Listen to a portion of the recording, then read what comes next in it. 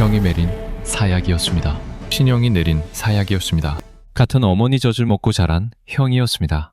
1457년 가을, 경상도 순훈이었습니다. 새벽이었습니다.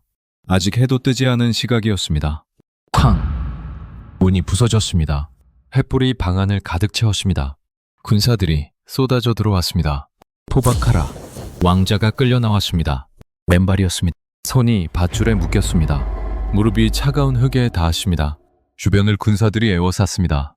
횃불이 얼굴을 비췄습니다. 고개를 숙이지 않았습니다. 단 한 번도 숙이지 않았습니다. 이 사람은 왕자였습니다. 조선의 왕 세종대왕의 6째 아들이었습니다. 그 왕자에게 친형이 사약을 내렸습니다. 이런 일이 벌어진 데에는 아주 충격적인 이유가 있었습니다. 시간을 거슬러 올라갑니다. 세종대왕 치세 어느 봄날, 영복궁 후원이었습니다. 왕자들이 함께 앉아 있었습니다. 맏형 문종, 둘째 수양대군, 셋째 안평대군, 그리고 여섯째 금성대군이었습니다. 여섯째는 형들 사이에서도 눈에 띄었습니다. 한번 옳다고 믿으면 절대 물러서지 않는 아이였습니다. 세종은 그런 아들을 바라보며 웃었습니다. 그 불같은 기질이 훗날 이 아이를 죽음으로 몰아갈 줄은 아무도 몰랐습니다. 1453년 계유정난이 모든 것을 바꾸었습니다. 수양대군이 칼을 들었습니다. 조카를 밀어내고 왕위를 빼앗았습니다. 형제들이 하나씩 선택의 기로에 섰습니다. 금성대군은 망설이지 않았습니다. 끝까지 단종의 편에 섰습니다. 그 선택이 3번의 유배를 불렀습니다. 그 선택이 결국 죽음을 불렀습니다. 그 선택으로 고을 하나가 지도에서 사라졌습니다. 왕자의 신분으로 태어나 죄인의 이름으로 생을 마친 사람, 그의 이야기가 지금 시작됩니다. 그날 밤 피냄새가 궁궐을 뒤덮었습니다. 1453년 10월이었습니다. 조선의 밤이 갑자기 무너졌습니다. 수양대군이 칼을 들었습니다. 영의정 김종서의 집을 먼저 쳤습니다. 대신들이 하나씩 쓰러졌습니다. 피가 궁궐 담장 밖까지 흘렀습니다. 계유정난이었습니다. 단 하룻밤 사이에 조선의 권력이 바뀌었습니다. 금성대군은 그날 밤 잠을 이루지 못했습니다. 창밖에서 말발굽 소리가 들렸습니다. 횃불이 번쩍였습니다. 내관이 달려와 고했습니다.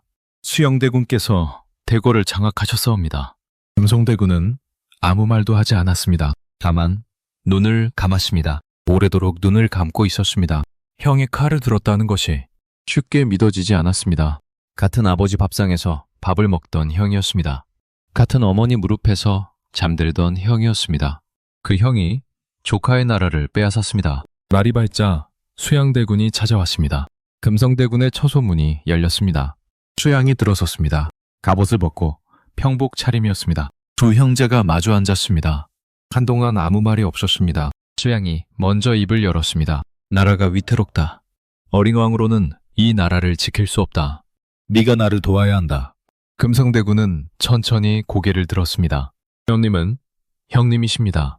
하지만 단종전하도 왕이십니다. 수양의 눈빛이 싸늘해졌습니다. 두 사람 사이에 긴 침묵이 흘렀습니다. 수양이 자리에서 일어났습니다. 나중에 후회하지 마라. 그 한마디를 남기고 나갔습니다. 금성대군은 그 자리에 그대로 앉아 있었습니다. 형의 발소리가 멀어지는 것을 들었습니다. 그날 오후 소식이 들어왔습니다. 안평대군이 영무죄로 잡혔다는 것이었습니다. 셋째 형이었습니다. 시와 그림을 사랑하던 형이었습니다. 불과 며칠 전까지 함께 차를 마셨던 형이었습니다. 그 형이 영모의 수계로 몰렸습니다. 금성대군은 자리에서 일어났습니다. 안평대군의 처소로 걸어갔습니다. 문이 잠겨 있었습니다. 담장 밖에서 군사들이 지키고 있었습니다. 안으로 들어갈 수 없었습니다. 금성대군은 담장 밖에 한참을 서 있었습니다. 바람이 불었습니다. 처소 안에서는 아무 소리도 들리지 않았습니다. 이미 끌려간 뒤였습니다. 그날부터 금성대군은 매일 단종이 있는 곳을 향해 절을 올렸습니다. 전하는 왕이십니다. 신은 아직 전하의 신하입니다. 아무도 없는 방 안에서 혼자 하는 말이었습니다. 들어줄 사람이 없었습니다. 하지만 멈추지 않았습니다. 이것이 그가 할 수 있는 전부였습니다. 그리고 이것이 첫 번째 유배의 이유가 되었습니다. 죄인이라 불렸습니다. 왕자였는데 죄인이 되었습니다. 1453년 겨울이었습니다. 일배 명령이 내려졌습니다. 상령이었습니다. 경기도 북쪽 끝자락에 작은 고을이었습니다. 금성대군은 짐을 쌌습니다. 많지 않았습니다. 옷 몇 벌과 책 몇 권이 전부였습니다. 왕자의 처소에서 나온 짐치고는 너무 가벼웠습니다. 이른 새벽 출발했습니다. 배웅 나온 사람이 없었습니다. 하인 둘이 짐을 들고 따랐습니다. 궁궐 문을 나서는 순간 금성대군은 뒤를 돌아보았습니다. 경복궁 지붕이 새벽빛에 물들어 있었습니다. 오래 바라보았습니다. 그리고 돌아섰습니다. 다시는 돌아오지 못할 수도 있다는 것을 그때 이미 알고 있었습니다. 상령에 도착한 것은 사흘 뒤였습니다. 허름한 초가집 한 채가 처소로 주어졌습니다. 마당에 잡초가 무성했습니다. 문풍지가 바람에 찢겨 있었습니다. 금성배군은 아무 말 없이 안으로 들어갔습니다. 방 안에 홀로 앉았습니다. 아무것도 없는 방이었습니다. 왕자로 태어나 처음 맞는 밤이었습니다. 이런 밤이었습니다. 며칠이 지났습니다. 금성대군은 매일 같은 일을 했습니다. 새벽에 일어나 한양 방향으로 절을 올렸습니다. 전하는 아직 왕이십니다. 신은 아직 전하의 신하입니다. 그리고 하루 종일 책을 읽었습니다. 찾아오는 사람이 없었습니다. 말을 걸어오는 사람도 없었습니다. 마을 사람들은 고개를 숙이고 피해 다녔습니다. 권력을 잃은 왕자 곁에 있다가 화를 입을까 두려운 것이었습니다. 금성대군은 그것을 탓하지 않았습니다. 겨울이 가고 봄이 왔습니다. 봄이 가고 여름이 왔습니다. 소식이 들어왔습니다. 안평대군이 사약을 받았다는 것이었습니다. 당화도에서였습니다. 36의 나이였습니다. 금성대군은 그 자리에 주저앉았습니다. 셋째 형이었습니다. 그림을 그리고 시를 짓던 현이었습니다. 그 형이 죽었습니다. 수양의 손에 죽었습니다. 현이 형을 죽였습니다. 그날 밤 금성대군은 오래도록 앉아 있었습니다. 촛불 하나가 타오르고 있었습니다. 바람이 불어 촛불이 흔들렸습니다. 꺼질 듯 흔들렸습니다. 하지만 꺼지지 않았습니다. 금성대군은 그 촛불을 바라보았습니다. 나는 꺼지지 않겠다. 소리 없이 다짐했습니다. 안평형의 목까지 끝까지 버티겠다고 했습니다. 1455년 소식이 또 들어왔습니다. 수양대군이 마침내 왕위에 올랐습니다. 원종이 상왕으로 밀려났습니다. 15살이었습니다. 금성대군은 그 소식을 들으며 눈을 감았습니다. 오래도록 눈을 감고 있었습니다. 어린 조카의 얼굴이 떠올랐습니다. 겁에 질린 얼굴이었습니다. 의지할 곳 없는 얼굴이었습니다. 금성대군의 주먹이 쥐어졌습니다. 이대로 있을 수 없었습니다. 그 마음이 두 번째 유배를 불렀습니다. 창국하라는 말이 왔습니다. 신은 아직 상왕의 신하입니다. 그 한마디가 두 번째 유배를 불렀습니다. 1455년 가을이었습니다. 금성대군이 단종 복위운동에 연루되었습니다. 세조는 명을 내렸습니다. 광주로 이배하라. 상령보다 더 먼 곳이었습니다. 더 깊은 곳이었습니다. 더 철저히 가두겠다는 뜻이었습니다. 광주로 가는 길은 멀었습니다. 산을 넘고 강을 건넜습니다. 호송하는 군사들이 앞뒤를 에워쌌습니다. 금성대군은 말 위에서 하늘을 보았습니다. 구름이 흘러가고 있었습니다. 아무것도 달라진 것이 없는 하늘이었습니다. 땅 위에서만 모든 것이 달라졌습니다. 광주의 처소는 상령보다 작았습니다. 마당도 없었습니다. 창문 하나가 전부였습니다. 그 창문으로 하루 종일 빛이 들어왔다가 사라졌습니다. 금성대군은 그 빛을 보며 하루를 보냈습니다. 아침에 들어오는 빛, 저녁에 사라지는 빛, 그것이 하루의 전부였습니다. 어느 날 세조가 사람을 보냈습니다. 전가를 가지고 온 내관이었습니다. 내관이 무릎을 꿇고 아뢰었습니다. 주상전하께서 말씀하십니다. 이제 그만 항복하라. 대군께서 뜻을 꺾으신다면 한양으로 돌아오게 해주시겠다 하십니다. 금성대군은 내관을 바라보았습니다. 한참을 바라보았습니다. 그리고 천천히 입을 열었습니다. 신은 아직 상왕 전하의 신하입니다. 돌아갈 수 없습니다. 내관이 떠났습니다. 처소가 다시 조용해졌습니다. 바람소리만 들렸습니다. 그 무렵 또 소식이 들어왔습니다. 단종이 강원도 영월로 유배되었다는 것이었습니다. 노산군으로 강등되었다는 것이었습니다. 왕이 아닌 것이 되었습니다. 16살이었습니다. 금성대군은 그 소식을 듣고 자리에서 일어났습니다. 창문 앞에 섰습니다. 영월은 동쪽이었습니다. 창문 너머 동쪽 하늘을 바라보았습니다. 전하. 소리를 내지 않고 불렀습니다. 신이 여기 있습니다. 믿지 않았습니다. 시간이 흘렀습니다. 금성대군을 찾아오는 사람이 없었습니다. 소식도 끊겼습니다. 세상이 금성대군을 잊어가고 있었습니다. 하지만 금성대군은 잊지 않았습니다.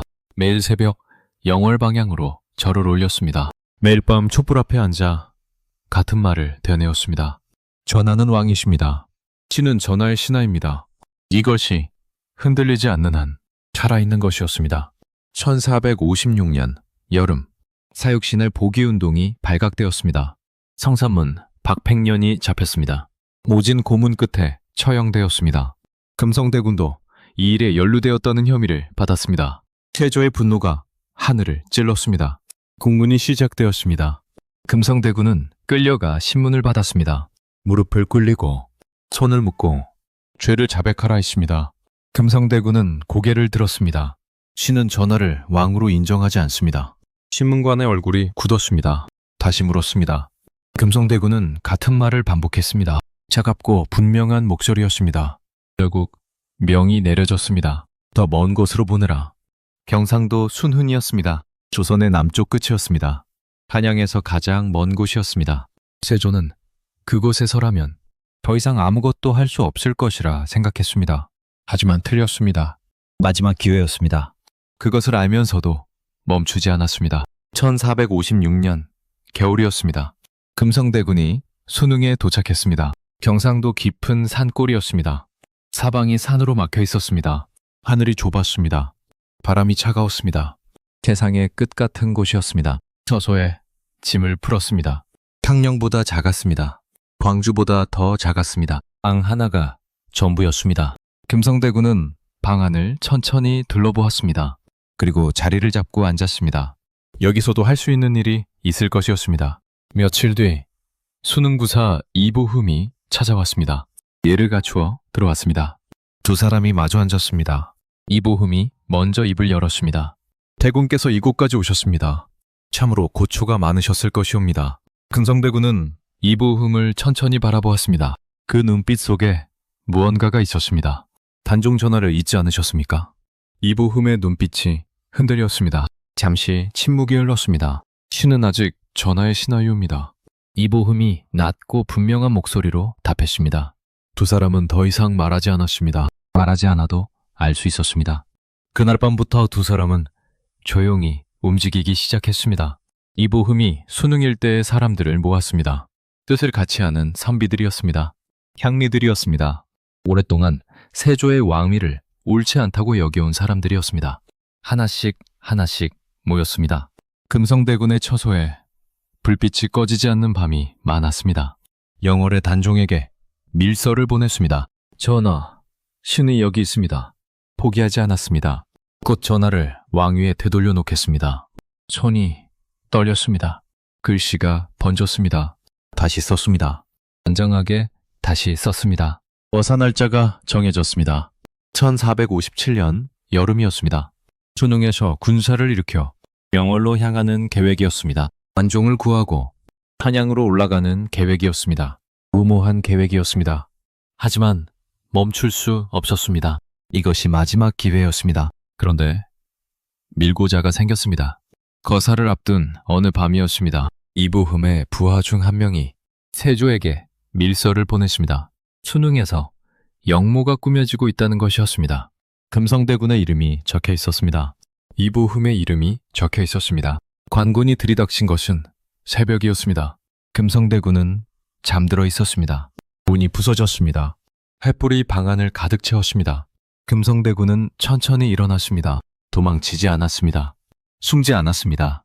그저 일어나 서 있었습니다. 포박하라. 군사들이 달려들었습니다. 밧줄이 손목을 조였습니다. 금성대군은 저항하지 않았습니다. 다만 고개를 들었습니다. 끝까지 고개를 숙이지 않았습니다. 이보흥도 함께 잡혔습니다. 두 사람의 마당에 무릎을 꿇렸습니다. 이보흠이 금성대군을 바라보았습니다. 금성대군이 이보흠을 바라보았습니다. 아무 말도 하지 않았습니다. 말이 필요하지 않았습니다. 두 사람의 눈빛이 같은 말을 하고 있었습니다. 후회하지 않는다. 한양에서 명이 내려왔습니다. 금성대군에게 사약을 내려라. 세조의 명이었습니다. 형의 명이었습니다. 3번 내쳤습니다. 3번 용서했습니다. 그리고 끝내 죽였습니다. 형이 동생을 죽였습니다. 사약이 왔습니다. 금성대군은 사약잔을 바라보았습니다. 오래 바라보았습니다. 그리고 천천히 선을 뻗었습니다. 전하. 마지막으로 불렀습니다. 신은 끝까지 전하의 신하였습니다. 사약잔을 들었습니다. 고울 하나가 사라졌습니다. 사람이 죽고 땅이 지워졌습니다. 금성대군이 사약을 받은 뒤 세조의 분노는 멈추지 않았습니다. 순흥 땅에 남아있는 모든 것을 없애라. 명이 내려졌습니다. 순흥도부가 폐지되었습니다. 고을 이름이 지도에서 지워졌습니다. 거기 살던 백성들이 흩어졌습니다. 이보흠은 처형되었습니다. 거사에 가담했던 선비들이 하나씩 끌려갔습니다. 순흥은 그렇게 사라졌습니다. 한 사람의 신념이 고을 하나를 지도에서 없앴습니다. 금성대군이 묻힌 곳을 아무도 몰랐습니다. 시신을 거두는 것조차 허락되지 않았습니다. 왕자의 무덤이 없었습니다. 이석이 없었습니다. 제사를 올리는 사람이 없었습니다. 세상이 그를 지우려 했습니다. 이름도 지우려 했습니다. 하지만 완전히 지워지지 않았습니다. 그 무렵 영월에서도 소식이 왔습니다. 완종이 사약을 받았습니다. 1457년 가을이었습니다. 17살이었습니다. 금성대군이 죽고 2달 뒤였습니다. 끝까지 지키려 했던 왕이었습니다. 끝내 지키지 못했습니다. 하지만 금성대군은 이미 알고 있었을 것입니다. 결과보다 중요한 것이 있다는 것을, 지키려 했다는 사실 그 자체가 이미 충분하다는 것을. 세조는 오래 살았습니다. 왕위에 오른 지 14년을 더 살았습니다. 하지만 편하지 않았습니다. 밤마다 꿈을 꾸었다고 했습니다. 죽은 자들이 나타났다고 했습니다. 안평대군이 나타났습니다. 관종이 나타났습니다. 그리고 금성대군이 나타났습니다. 고개를 숙이지 않는 얼굴로 나타났습니다. 세조는 온몸에 종기가 생겼습니다. 낫지 않았습니다. 강원도 오대산까지 찾아가 불공을 드렸습니다. 하지만 낫지 않았습니다. 죽은 자의 눈빛은 살아있는 자의 몸속에서 지워지지 않았습니다. 긴 세월이 흘렀습니다. 조선이 바뀌었습니다. 왕이 바뀌었습니다. 그리고 마침내 숙종 때였습니다. 금성대군의 이름이 복권되었습니다. 사약을 받은 지 200년도 더 지난 뒤였습니다. 안종도 왕으로 복이 되었습니다. 노산군이 아니었습니다. 안종이었습니다. 역사가 뒤늦게 바로 섰습니다. 순흥도 돌아왔습니다. 폐지되었던 고을이 다시 살아났습니다. 지도에서 사라졌던 이름이 다시 새겨졌습니다. 금성대군을 기리는 사당이 세워졌습니다. 해마다 제사가 올려졌습니다. 200년 동안 없었던 무덤 앞에 처음으로 제관이 무릎을 꿇었습니다. 늦었습니다. 하지만 왔습니다. 금성대군이 묻힌 곳은 끝내 정확히 알 수 없었습니다. 순흥 어딘가였습니다. 산 어딘가였습니다. 그것으로 충분했습니다. 그는 순흥 땅에 있었습니다. 자신이 마지막까지 지키려 했던 그 땅에 그대로 남아 있었습니다.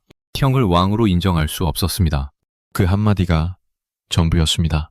화려한 명분이 아니었습니다. 거창한 이산이 아니었습니다. 그저 옳고 그름의 문제였습니다. 왕은 단종이었습니다. 신하는 금성대군이었습니다. 그것이 바뀔 수 없었습니다. 3번의 유배도 바꾸지 못했습니다. 타약도 바꾸지 못했습니다. 고을을 지우는 것도 바꾸지 못했습니다. 오늘도 순흥 땅에는 바람이 붑니다. 산이 그대로 있습니다. 그 산 어딘가에 고개를 숙이지 않았던 사람이 잠들어 있습니다. 끝까지 꺾이지 않았습니다.